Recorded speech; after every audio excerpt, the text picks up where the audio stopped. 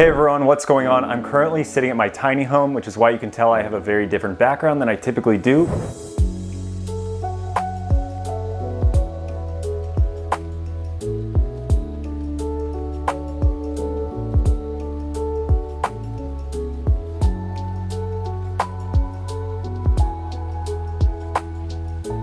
Because I'm gonna go over the progress of this tiny home development that I plan on putting as a short-term rental on Airbnb and vrbo. And I've run into a lot of issues and have learned a ton of things. And this is very different than a standard development project. So hopefully if you are planning on buying a tiny home or potentially using one for Airbnb, some of these issues and mistakes that I've made will hopefully help you. This tiny home is super cool. Unfortunately, I have the background being the kitchen and the bathroom behind me. I really wanted it to be the other way because there's this massive window, but the lighting was absolutely terrible. So you'll have to look at the less cool background. Of course, I'll get some good shots of the other way too. What's up? My name's Avery. I'm full-time in real estate as an investor and realtor in the Raleigh-Durham area of North Carolina. And I'm currently sitting at my tiny home, which is on my 5 acres of land that I currently have a cabin that I utilize as a short-term rental. And I've developed part of the other land in order to add this tiny home, which was always part of the goal. So just a little bit of backstory. Like I said, I purchased this cabin. It's about 30 minutes north of Durham, and it's in a very big wooded forested area. And a few years ago, me and I went to Getaway, which is a very popular brand. And they have these tiny homes with fire pits, and they're a really fun, cool place to stay, and a very big picturesque window in every single tiny home. The one thing though that we really didn't enjoy about that stay is that they put a bunch of these tiny homes right next to one another. And the point is that you feel secluded and away, and in all the photos it appears as such. But once you get there, you realize you're about 20 feet on either side of you for at least 30 other tiny homes next to a ton of people. Now, it's not the worst, but I really wanted to create a stay that was just a lot more secluded and felt like you were the only ones in the world in the entire area. Now, it may not be that perfect because this still is on my land. There is a cabin nearby, which you can see a little bit of, but I've tried to make it quite private. And there are obviously neighbors, but you do feel secluded by all of the big trees in the area. And it does feel very relaxing and like nobody is around you. So that's the story. And before I actually purchased that property, I made sure that I was able to build on this land. So I contacted planning and zoning in the county to see what I was and wasn't allowed to do. And definitely my first mistake was thinking because you're in a rural area that things are going to be a lot easier. Honestly, it probably isn't any easier, and it's honestly potentially even more difficult than it would be in a city. I'm gonna go through my 5 major learning lessons that I've had throughout this process, and right now I'm still in the process of getting full-on permits. I'm very close, but I'll get into that a little bit more. And I've done some development, so it's been a little bit backwards from what I'm typically used to, but that's just the way that it really is going. And obviously I purchased this home prefab, so it's created and ready to go and ready to be in, which is why I'm in here now. So before I go into those 5 things, if you could scroll down and make that thumbs up button blue and make me a little bit happier than this project is making me, I would really appreciate it. The first thing that I learned is it's very important to actually go and talk to the county or city, which is obviously what I did before I purchased the property. I learned a few things, but definitely not enough. And I talked a little bit further when I was actually getting into the project to figure out how exactly I could go from having a forested area to a tiny home with utilities and actually doing it properly, legally, so I could get a certificate of occupancy. So if I ever plan on selling this, or if someone wanted to tell on me because I did it illegally, I would not get shut down or have a difficult time selling. And that learning lesson really is talking to them, because I did talk to them, but I don't think enough. And I think it would have been significantly better if I went in person and actually talked to them. And it's funny, I'm in Person County, and someone did tell me after I was going through this process that lives in the area that it's always best to go in person. And I think the difficulty arose because over the phone I described it as a tiny home, and to them that could mean many different things. And a tiny home on wheels is not something that people are very familiar with, so they didn't really understand what this building was. They originally thought it was an accessory dwelling unit, but then they said, hold on, this is like an RV. And in the state of North Carolina, and apparently many other states, you're not legally allowed to live in something on wheels like an RV. You can stay there a couple of days, and then you have to not live in it for 3 weeks, or you could utilize it as storage. But legally, unless you're on a campground or it's zoned for an RV park, you cannot live in that RV, or what is this tiny home on wheels, which they considered an RV. So I think if I went in person, I would have known that a lot more and actually been able to show them more of the plans, even though I did submit them, and I would have had everything a little bit more sorted out. The other thing that I've learned is because you call someone and talk to them and ask them questions in the building or planning and zoning department, does not mean what they say is accurate. And if you don't have it on email, you have no record of it. And I already had this issue come up, which I'll get into a little bit later. But if you can, even though the response may take a little bit longer, I would always say try to get it via email, because at least you have some written record of what someone said, not just something on the phone. Unless you recorded the phone call, then that could help as well. The number 2 learning lesson and mistake, which I did touch on, was the difference between a tiny home on wheels and a tiny home. Now, tiny homes are definitely a newer craze and something that people are getting more into. So it's not something that a lot of counties or cities have a lot of experience with. So I don't really understand the difference between a tiny home on wheels, an RV, a mobile home, and an actual tiny home that you may just build. Because a lot of people do just build tiny homes, which is the same way that you actually build a home, but they obviously build them smaller. So this tiny home was prefabricated, so that just means it showed up completely finished, completely done, and all I had to do was hook it up to utilities. And that doesn't sound like that much, but that really is quite a bit of work. And I think the county and cities, because it's a relatively new thing, don't really understand the difference between a tiny home on wheels and an RV. And they may sound somewhat similar, but to be honest, they are quite different, and the standards for building them are far different. So when you're talking to your city or county, make sure that you tell them that the tiny home on wheels is a tiny home on wheels and not just a tiny home. So that was my mistake, because they kept just saying tiny home, not really realizing that they wouldn't think that it was on wheels. Even though I had sent them all the plans and showed them the actual model that I was purchasing, they just assumed it was going to be a built structure with a standard foundation and all of that good stuff. The third learning lesson and mistake were all the certifications and actually getting to the habitability and certificate of occupancy that I'll have to get. This home that I'm sitting in is done by Nordic and Spruce. They're based out of Tennessee, and I bought the Weekender model, and they are very well built, especially if you go on their Instagram, see how things are built. And they are certified by a third-party company called NOAA. And if you go on the NOAA website, they have these standards. It's 11.95 ANSI or something like that, which is a very high standard in order to actually build a home. So all of the plumbing, electrical, finishes, insulation, and all of that good stuff is definitely built to a high quality standard, which would be acceptable for most building codes in the US. Again, make sure that you understand what those building codes are and make sure that that standard could meet your standard. But the county that I'm in does not recognize NOAA as a certification body. They wanted to have it be a HUD or modular label, or have a third-party engineer say that this is up to code. Now back to the first and second point, because they classified this originally as an accessory dwelling structure. Once they actually got into looking at the project more, even they told me it was okay, just go ahead with the development of grading, putting in the septic and utilities, because at this point I did already have a septic permit, so I had to start clearing and putting in the area for septic. Then they told me to hold on and say, actually, this is an RV. You can't live here. You can't utilize this as a short-term rental. So you're gonna need to put it on a permanent foundation, which is HUD approved. So first off, I had to get an engineer to create me plans for a permanent foundation that was HUD approved. And one of these things where I called and I said, you're just talking about the foundation, correct? You're not talking about the home and its contents and how it's built. And they said yes. Although I then went to try to get my inspection because I had all of the utility lines in, they said, no, you need to actually have the home certified by an engineer, which is obviously kind of difficult because it's been completely made, all of the walls are closed.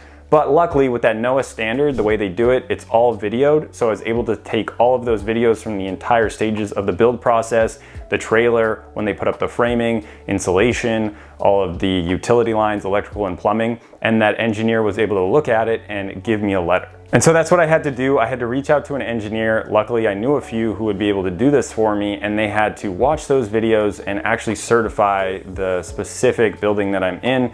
And I actually got that certification letter. They said everything inside the building and its contents were up to North Carolina most recent residential code.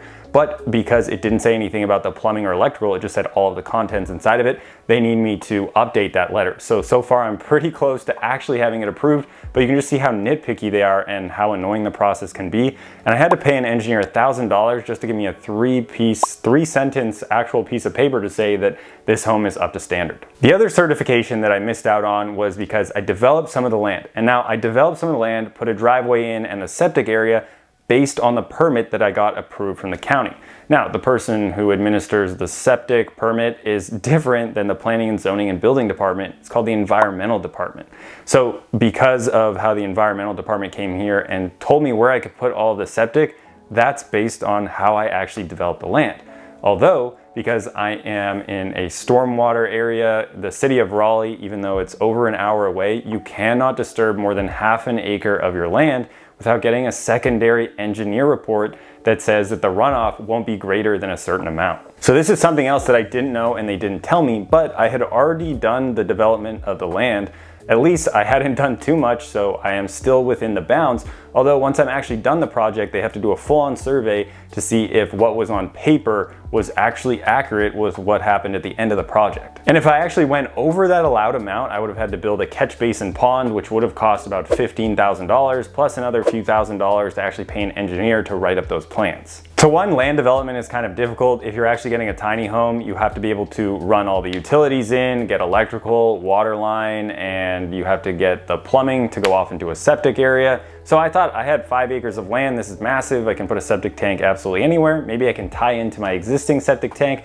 They didn't allow that though, because it was only rated for a certain number of bedrooms, which was what I already had at the cabin. So couldn't do that. Had to do a brand new septic system, which is interesting to me because I'm sitting right here and the actual leach field is probably 300 feet away, but that's where they allowed the dirt to be. And I thought originally I could do, an extra 2 or 3 of these homes, but with the stormwater runoff report where I could only utilize so much of the land and the actual area that I can put the septic, there's definitely no chance that I can add any other homes here. Some other things I learned is that the utility company that you have locally, so we have Duke Energy, they'll run the actual electric line from the pole that's on the street or underground to your property for free essentially, because they're creating a new account, and every time you pay for your utility or electric bill, it's basically going into that program that pays for it. So the money I actually had to spend was for an electrician to put a meter base down right next to the home that the Duke Energy company could come connect to. And fortunately, my well was suited so that it could be utilized for the cabin, as well as I could run a new line here.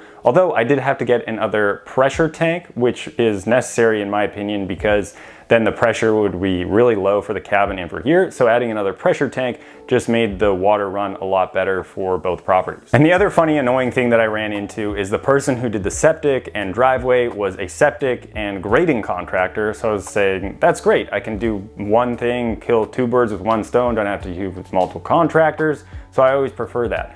But the 10 feet between the actual tiny home, the septic tanks, and then there was all that other run plumbing to the actual leach field, but that 10 feet, the guy who did the septic did it, and he was not a licensed plumber. So I actually had to get a licensed plumber who didn't do the work, just put his actual license on the permit to say that it was satisfied to his abilities, even though a septic contractor who does septic work all the time, which in my opinion would have included that waste piping, but it doesn't. So I had to pay another plumber just in order to get that 10 feet, say, hey, this is good. He didn't actually do any work. So I basically paid him for an hour of his time plus the ability to use his license. So land development can be kind of tricky. Overall, not super difficult, but all of those things like the stormwater runoff that you have to pay attention to, and then knowing where the utilities can run. And just because you have a lot of land doesn't mean you can utilize a lot of it for building stuff. And the fifth thing in general that is not just specific to a tiny home is about development in general. Right now I have 2 development projects going on, if you consider this tiny home development, and then I have my additional dwelling unit, my detached garage that I'm turning into an apartment going on. And there's a lot that goes on to in development, much more than any just type of renovation. If you're doing cosmetic renovation, which I was typically used to, which took a lot less red tape, a lot more or a lot less waiting, and you really didn't have to talk to very many people or get inspections and all that good stuff. The first big thing I learned is you have to redo a lot of the work that you're doing, and I don't think there's a huge way around it. Unfortunately, I put the tiny home in based on what the septic contractor said, and then because it's a very wooded area, he had to bring in a massive, basically semi-truck and get it behind the tiny home. But the land behind the tiny home wasn't developed, and he had to do that so he could bring in these big concrete septic tanks and put them in. And now again, like I said at the beginning, my goal was to have it be very secluded, lots of woods, and feel like you're the only person there. But in order for him to actually get the tiny home or get the truck in to put the septic tank in, he had to clear a ton more trees, which unfortunately he didn't ask me about before, and I think he cleared more than he needed to. So now there's kind of a big open area, which really sucks, and that just had to go in, and they screwed up a lot of the gravel driveway, so that'll have to get fixed. So a lot of stuff that people do, you kind of just have to redo. The other thing that's true is when you're working with tradespeople, most often they just want to have the easiest route, whether it's what you want or not, or if it ends up being the most functional in the end. They just want to do the easiest thing. Like for example, my hot tub, I wanted them to orient it a specific way, and it was just marginally harder for them to bring the electric line another few feet than what they wanted to do in the beginning, because I had to argue with them for a while until they ended up just doing what I asked because that's the way I wanted it. And it would have been really annoying if it was oriented completely the other way. So you have to walk to the back of the tiny home in order to actually turn on the hot tub. This way it's where you would actually plan to be as a guest, and it's definitely a much better experience. But because they wanted to do it the easiest way, they were just being annoying about it for a while. But eventually they listen to what I say. So when you're working with tradespeople, you definitely have to be strong and handle some type of conflict. And this is sometimes difficult for me, especially when you still have to pay the people or they still have work to do, because you want them to still do a good job. Ultimately, that's everything I've learned. Really, I didn't know about a lot of it, and I thought the original septic permit that I got was pretty good, and it'd be more or less just that from there. Then I'd have to run utilities in, and I'd be able to just plop this building down, connect them, add a deck, and I'd be good to go, and there'd be a few other inspections along the way. But that was not it whatsoever, so make sure you do a lot more talking to your county, or if you wanted to do it all illegally where you don't have to worry about any of this, and you just plop it down and connect to your existing home and don't run any new wires or power or anything like that, then it's probably a lot easier to do that. And I know people that do that, and they obviously had much less difficult time than I did. So if you're planning on buying a tiny home or potentially getting a tiny home for Airbnb, VRBO, short-term rental, hopefully this video helped you at least understand a little bit more about the development and potentially the other things that you can run into cost-wise, permitting, and all of that good stuff before you actually do it. And this is gonna be a really awesome, fun stay, but there was a world and a time where I thought potentially I'd have to sell this thing back to the company, possibly at a loss, even though I developed some of the land, and I would just cut my losses, which would have absolutely sucked, but it's possible we could have been there. But now it seems like we're able to move forward. As soon as I get this secondary supplementary part of this engineer letter, they'll start inspecting it. I'm sure there'll be another issue and things that come up, and I'll capture that once I actually finish the video, but it's going to be a little bit more time before I get this thing going.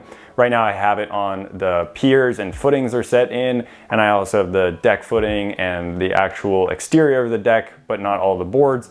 The two concrete pads, one for a hot tub, one for a sauna, and the tiny home itself is very beautiful, very relaxing, and I really enjoy being here, and I think it's gonna be a really awesome stay.